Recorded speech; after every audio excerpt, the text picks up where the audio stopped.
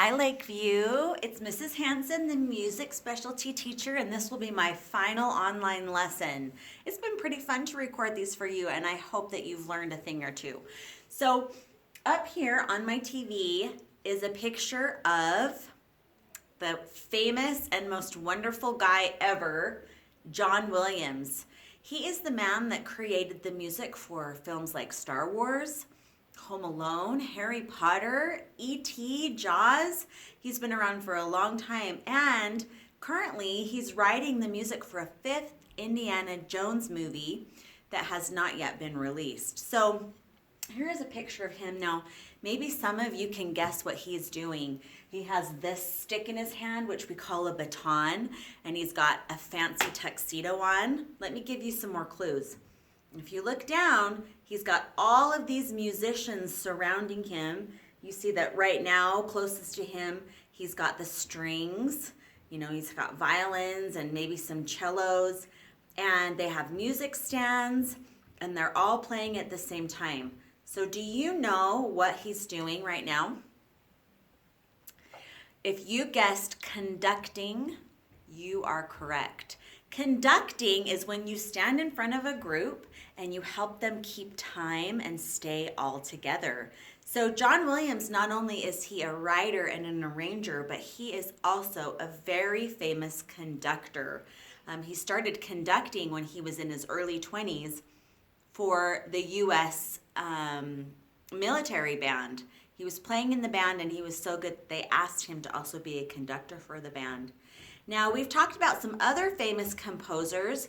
These other composers, I only have paintings of them because they go back a long, long time.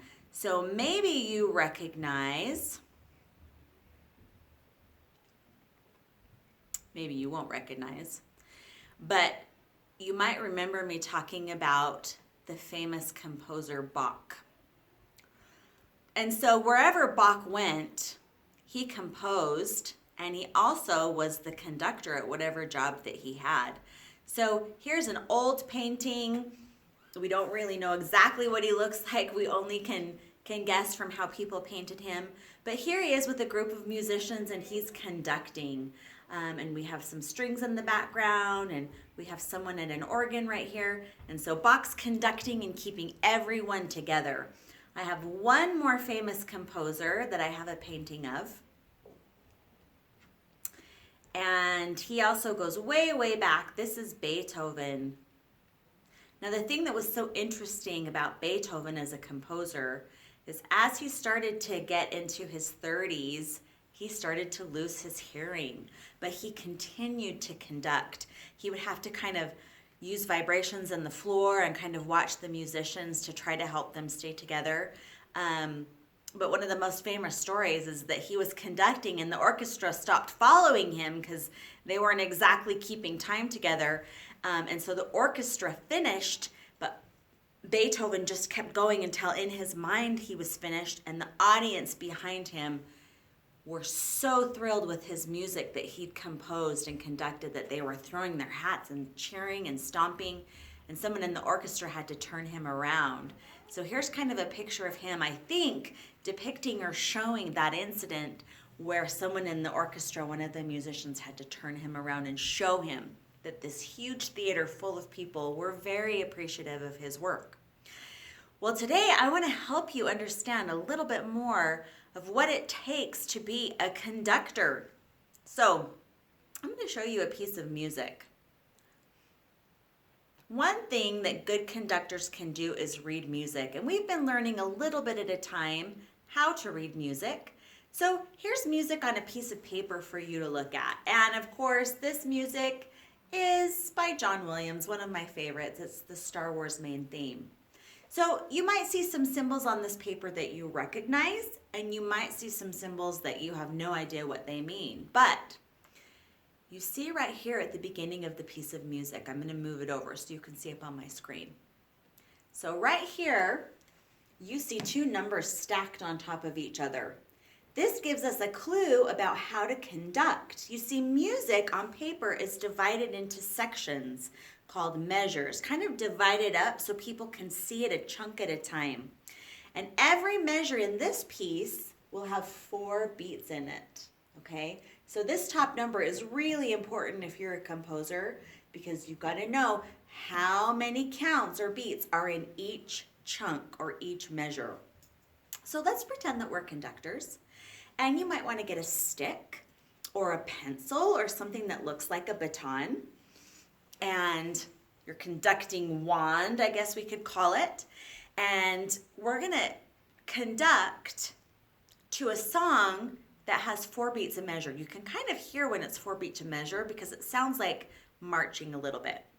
And as a conductor, you're going to go down on the first beat, over on the second beat, over again on the third beat, and up on the fourth beat. So you're going to make kind of a lowercase t.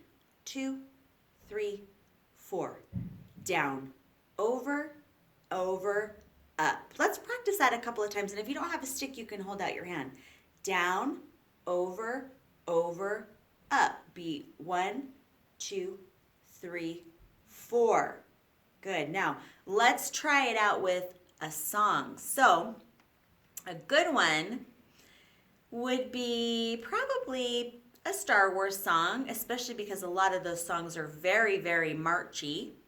Let's try something from John Williams, just because he's the topic of our conversation today.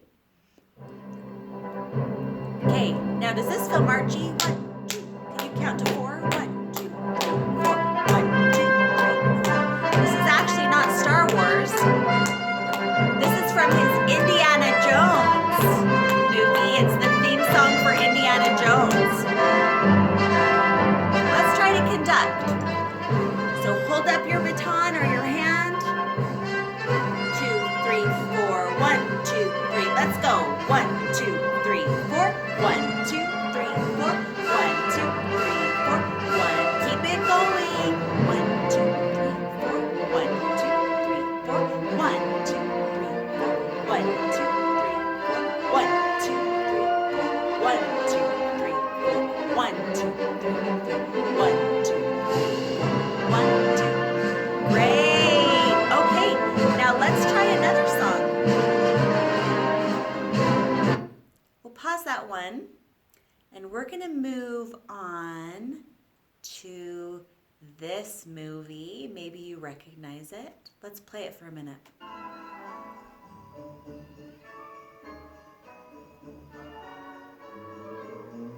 Can you start to find the beat? 3, 4. 1, 2, 3, 4. 1. Baton up, hands up. 1, 2. Ready, here we go. 1, 2, 3, 4. 1, 2, 3, 4. 1, 2, 3, 4. 1, 2, 3, 4. 1, 2. Very good. Let's try it with another song. Let's see, what do we have here?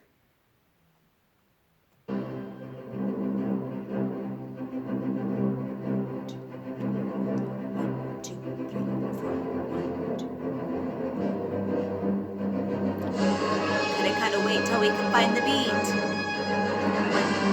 2. 1, 2, 3.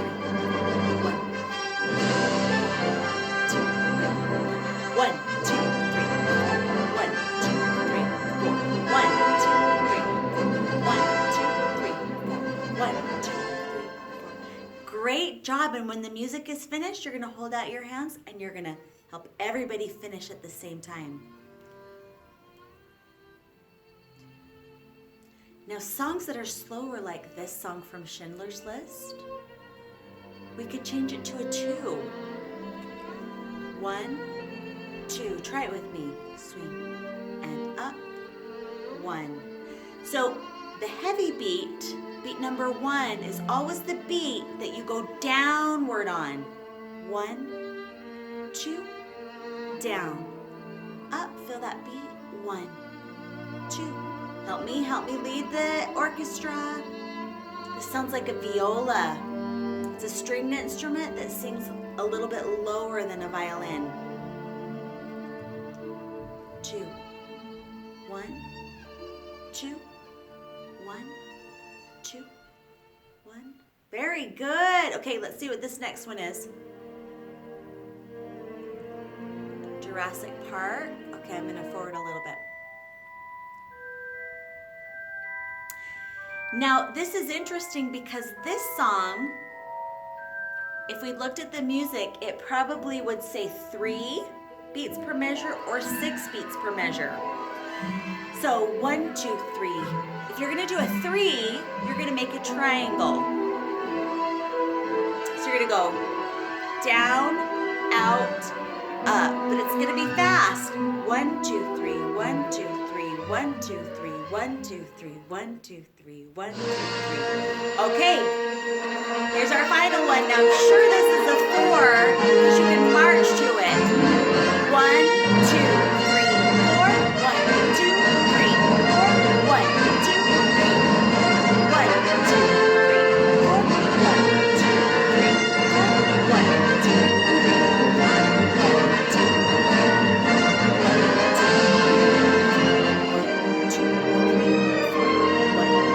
3, This might be fun for you to try with any song that's on the radio.